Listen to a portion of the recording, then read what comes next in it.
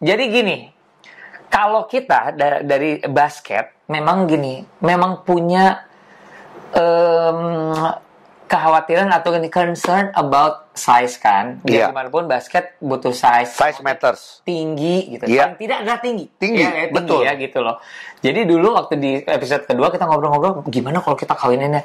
Ini obrolan kita loh ya. Gimana kalau kita ini obrolan Ujo adalah bagaimana kalau kita bikin kawin massal. Kawin Betul. dengan orang yang tinggi-tinggi. Yang tinggi-tinggi. Gitu. Bahkan obrolan kita adalah sama siapa? Ya kita berandai-andai. Lu bilang Dwayne Johnson.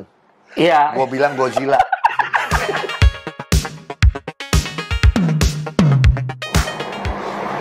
Keren Gi. Ini katanya orang Indo Amerika. Oh. Tapi badannya ya oke sih, lumayan gede sih.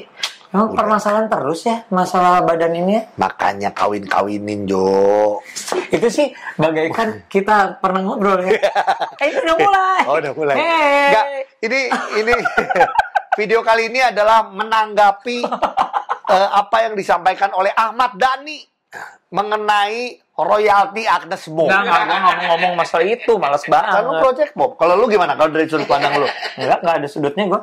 Round gue. Enggak ada sudut. Enggak. Kita menanggapi apa yang disampaikan oleh Ahmad Dhani di gedung DPR. Waktu itu berhadapan dengan Pak Erick Thohir ya. Dan juga Wamen. Ada TH.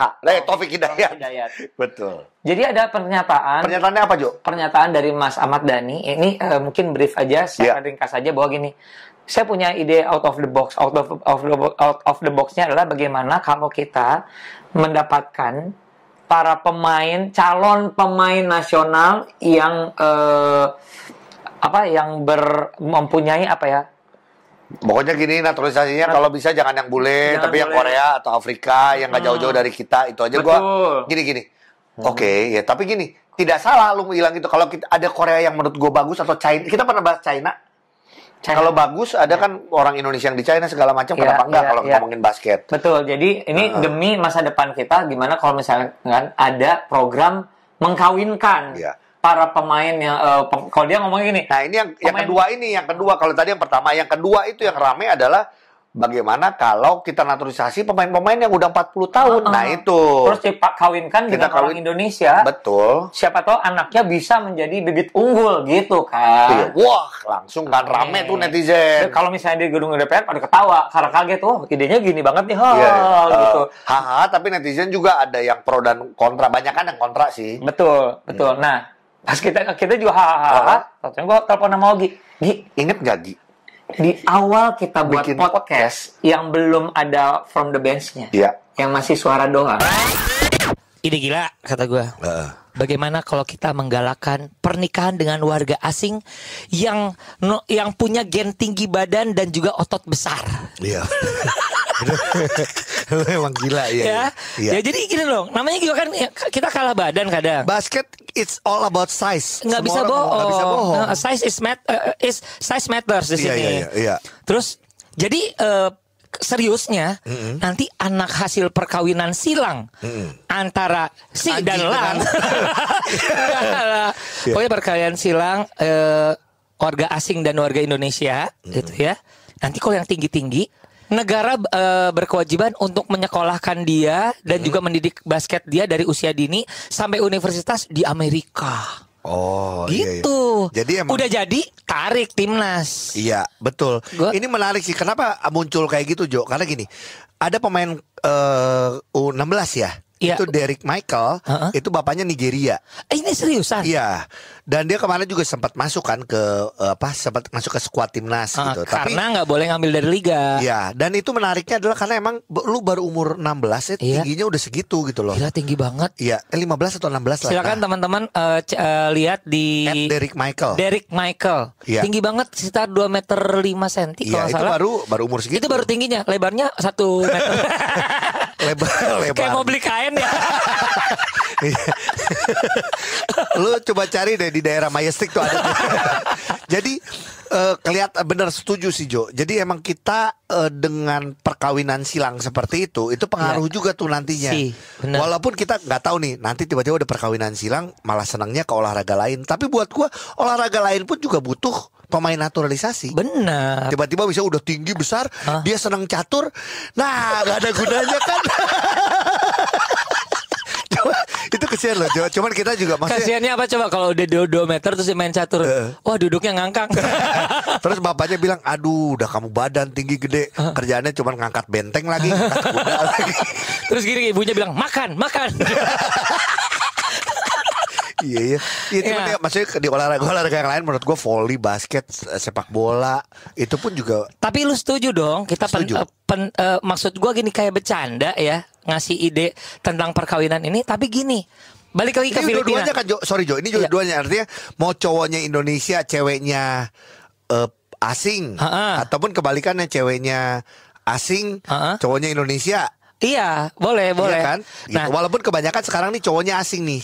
Benar. Jadi biasanya ada cowoknya pernah main bola di sini, terus ini ada yang kawin kontrak. Gue denger gitu, beneran Jo, beneran. Gue cek di puncak waktu itu. Wow, data-data Ogi didapat dari puncak. Oh my god. Gue cuma main-main ke puncak pas sama Rindu Alam. Cuman ini orang-orang tertentu yang tahu lah.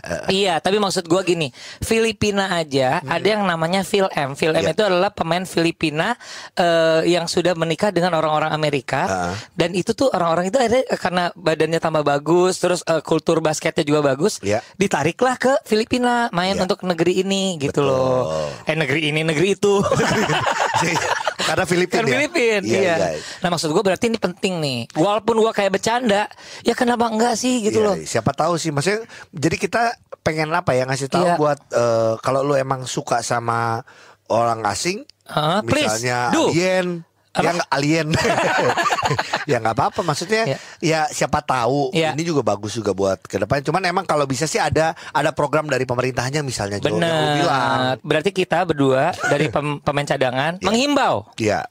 Ayolah berkenalan dengan warga-warga asing. Iya, betul. Jalinlah hubungan yang serius. Gak boleh. Gak boleh gitu. Sorry. Iya. Jalinlah hubungan yang intens dengan bibit-bibit unggul secara fisik. Iya, betul. Benar kan? Benar. Baik yang cowok. Tapi yang benar-benar yang lu jangan yang udah nikah ya. Maksudnya yang belum nikah lah. Maksudnya kalau menganjurkan lagi nanti. Oh iya enggak. Ini kan iya benar yang kayak kita kan nggak mungkin. Iya enggak, kita mah ngehimbau doang kerja. Namanya juga pemain cadangan. Iya, bisa apa sih kita? Hanya bisa usul juga yang denger kita sendiri. Iya. Dan gue sih gini, harapannya naturalisasi ini adalah selain bibit unggul ya, maksudnya dengan postur yang bagus segala macam, udah seneng dengan olahraganya, tapi sesuai juga fit dan cocok sama gaya permainan di Indonesia gitu. Itu kan penting juga karena pelatihnya pengaruh kalau gue lihat. Jangan sampai kayak gini ya. Naturalisasi udah dipilih, ini kebiasaan nih. Ini curhatan dari gue nih. Kadang Indonesia ini kebiasaannya adalah baru mau pertandingan besar, FIBA, SEA Games, Asian Games, baru nyari naturalisasi. Nyarinya aja susah. Prosesnya lama. Tiba-tiba kayak waktu itu ada tuh si Denzel Bowles dipanggil, nggak lama dipulangin lagi karena katanya ada masalah dengan pribadinya apa segala macam. Tapi udah dibayar, keluar uangnya juga gede. Jadi maksud waktu itu gue bayar gila, gue abis banget di situ gue. Gak mungkin Jo, lu yang bayar. Jadi itu yang menurut gue kayaknya emang ada program namanya seleksi naturalisasi. Jadi dari sekarang tuh udah banyak ya naturalisasi. Oke, kita sekarang berandai-andai. Silakan yang mendengar juga berandai-andai. Ya. Kalau di sepak bola biasanya pemain naturalisasi dia cari yang muda-muda, terus yang punya speed. Karena Indonesia itu kan kalau ngomong size juga sama di olahraga juga. Nah kalau gue di di basket ya, gue adalah cari pemain-pemain yang justru tinggi besar, kerja keras. Oke, nih misalnya. Walaupun sebenarnya keras dulu baru kerja ya, apalagi buat suami istri. Nih, ternyata Indonesia mempersimpel proses naturalisasi pemain dengan mudah lah. Ternyata, ini kita mengandai-andai ya. Boleh lah. Lu mau ngambil siapa? Lu dulu lah Jo. Gua dulu. Lu dulu lah Jo. Karena lu tadi ke kriteria lu apa? Kalau gue sih bener tinggi besar, kerja keras itu butuh. Jadi buat rebound, buat lu mau defense, intinya gitu. Besar. Gak kayak yang sekarang ya. Dan suka bekerja keras ya. Kalau gue gak kayak yang sekarang. I have one name. Asik. The one and only. Yes. Dwayne Johnson. The Rock. Mulai gila loh. Besar. Dia pekerja keras. Filmnya berapa dari dulu? Gila loh. Iya. Tapi Jo, aduh gue ngefans juga sih Jo. Maksud gue agak Gimana? lebih ke, bukan sarap sih Jo, lebih ke tolol ya. Cuman kita namanya berandai-andai, lu bayangin sebuah tim jersinya aja kita susah tuh, pasti ketat. Dan gue udah bayangin jersinya ketat. Kalau Dwayne Johnson ikutan ya, dia beli bahannya meteran buat sendiri. Ya, oke. Siapa ya? Kalau misalnya udah dipermudah nih, ya udah lu maunya siapa? Lu misalnya ke manajer tim. Tapi gini, kalau Dwayne Johnson kalau menurut gua gede ya, tapi tingginya nggak terlalu. Coba deh coba cek. Iya sih, kalau nggak salah hanya 190-an sih. Nah, kalau gue cari yang benar-benar gede lah, benar-benar. Nah, siapa? Godzilla. Judulnya adalah Dicari Orang Tinggi Untuk Dinikahi. Iya, Dicari Orang Tinggi Untuk Dinikahi. Itu adalah podcast kita episode kedua 11 Maret 2020. Jadi gini, kalau kita dari basket memang punya kekhawatiran atau concern about size kan. Biar gimana pun basket butuh size. Size matters. Tinggi gitu. Paling tidak adalah tinggi. Tinggi, betul. Ya gitu loh. Jadi dulu waktu di episode kedua kita ngobrol-ngobrol gimana kalau kita kawininnya. Ini obrolan kita loh ya. Gimana kalau kita ini obrolan Ujo adalah bagaimana kalau kita bikin kawin massal. Betul. Dengan orang yang tinggi-tinggi. Yang tinggi-tinggi. Gitu. Bahkan obrolan kita adalah sama siapa? Ya kita berandai-andai. Lu bilang Dwayne Johnson. Iya. Gua bilang Godzilla. aja. Iya, itu gini. Idenya benar-benar nyeletuk aja karena kita gemes sulitnya mendapatkan orang tinggi atau pemain-pemain tinggi gitu loh ya. Waktu itu. Betul. Dan yang membedakan adalah gini, mungkin kita tidak menyampaikan ini di forum DPR. Kalau kita menyampaikan itu, Jo, menurut Jo kita akan dicela. Bisa dicela dan lain-lain. Ini kan obrolan pemain cadangan aja waktu itu ya. Hanya gini, mungkin nggak ya?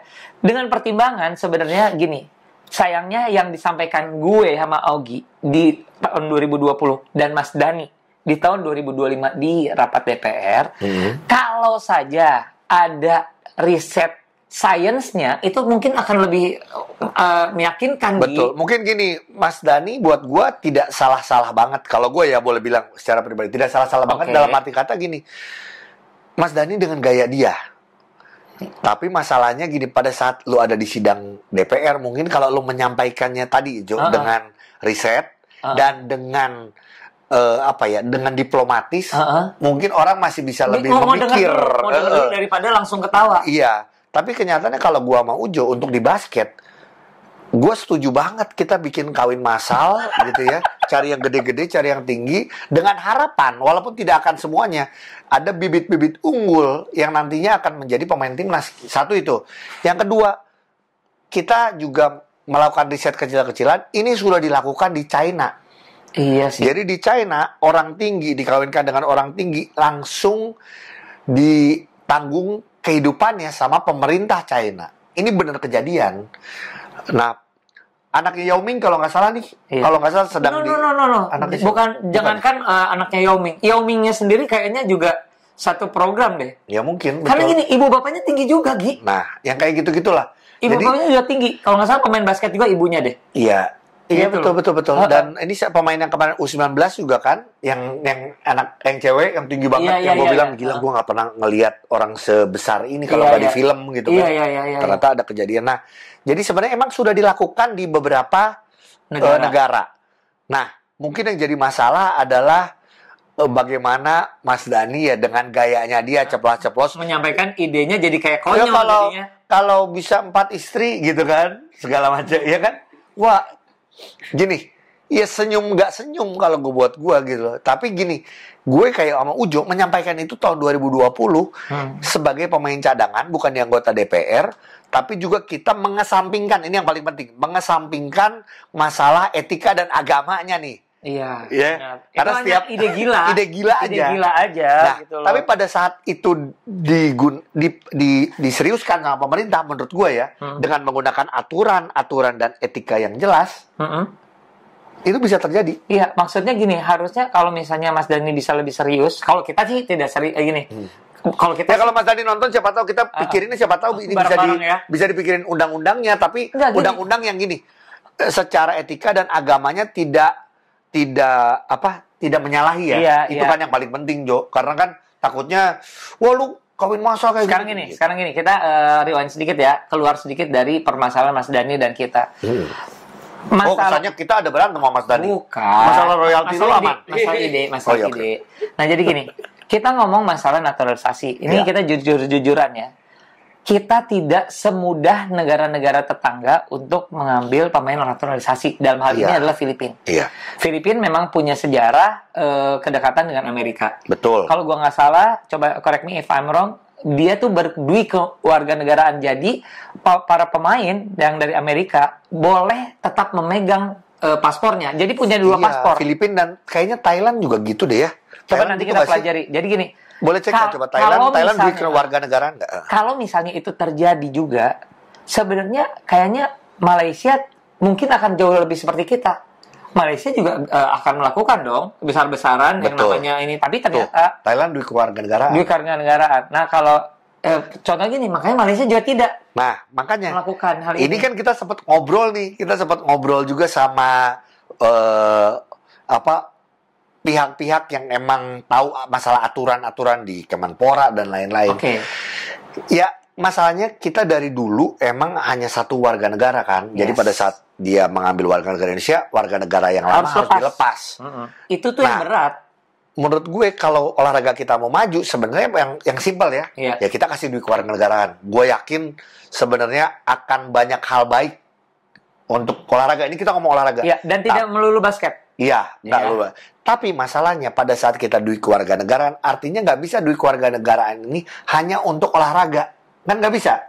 Ini akan juga untuk bisnis dan lain-lain. Nah ini apakah akan jadi masalah atau enggak? Itu dia. Gua tidak mengerti secara detail, tapi akan masalah nggak masalah orang bisa sebagai jadi investor, isu nasional ya, sebagai orang yang tinggal di sini. Benar. Sekarang aja orang yang tinggal di Bali aja sekarang banyak bermasalah. Rusia dan lain-lain. Nah misalnya itu. Yang di-pick juga tuh dari China katanya banyak. Banyak banget itu. Gitu. Iya. Jadi memang gini, kita tidak mengerti sampai ke sana, tapi hanya ide gilanya mungkin hampir sama. Dengan Mas Dani. Sayangnya Mas Dani harusnya jauh lebih punya data dan juga punya data riset. Misalnya gini, saya minta misalnya gini aja aku. Kalau saya punya ide gimana kalau misalnya gitu ya. Kita bekerja sama Kemenkes, kita buat riset, mungkin nggak kita meyakinkan kalau misalnya pernikahan ini bisa dapat hasil yang bagus, misalnya di China itu, karena kalau nggak salah benar-benar pakai teknologi yang memastikan bahwa paling tidak ya benar tinggi, misalnya gitu ya. Bibit unggul sama bibit unggul banget. Atau kalau kita bercandanya waktu yang di 11 Maret 2020 itu kita bercanda tiba-tiba tinggi senangnya catur. Aduh, gue lupa gue ngomong itu. Iya, kita ngomong gitu. Maksud gue gini, kalau masih senang volley, oke juga. Lumayan, kita kasih. Bahkan kalau masih senang sepak bola, masih oke. Karena kita back butuh yang gede-gede. Kita Justin Hapner, makanya kan si Jay Izes dan dan lain-lain ya gitu. Dapat tinggi, jadi model. Main sinetron. Waduh, repot. Ya, makanya itu yang mungkin emang harus pakai riset dan pakai teknologi sih. Tapi gua dan Ujo nih dari pemain cadangan tidak anti banget dengan apa yang Mas Dani sampaikan mengenai itu, karena tapi ada beberapa pokok yang kalau gue nggak setuju deh, yang tentang 4A, 4 bla bla. Mas Dani itu nambah apa sih? Pokoknya idenya gitu kalau aja. Itu tapi jauh gini nggak? Kalau itu disampaikan di forum yang podcast, misalnya dia lagi podcast, boleh. Menurut gue masih oke. Hahaha, pasti kita ketawa lah. Tapi pada saat itu disampaikan di forum DPR, kan dengar pendapat yang sangat serius itu sih, Mas. Tapi ya Mas Dani ya, gaya ngomongnya gitu sih. Oke, jadi ayo kita pikirkan basket juga ya, mungkin gua nggak tahu, dimulai dari riset dan lain-lain, termasuk dari soal warga negara ini sih. Kewarganegaraan ini emang rame sih kalau kita bahas. Maksudnya kita ternyata bisa ngasih Indonesia duit kewarganegaraan. Kalau bisa lebih bagus. Iya, ini cuma mikirin masalah olahraga ya, kita nggak mikirin yang lainnya. Iya, ini pokoknya PR deh ternyata untuk bisa mendapatkan hal ya gini. Sekali lagi hanya mengingatkan bahwa apa yang terjadi di FIBA beda dengan FIFA. FIFA punya peraturan sendiri. Betul. Punya sendiri.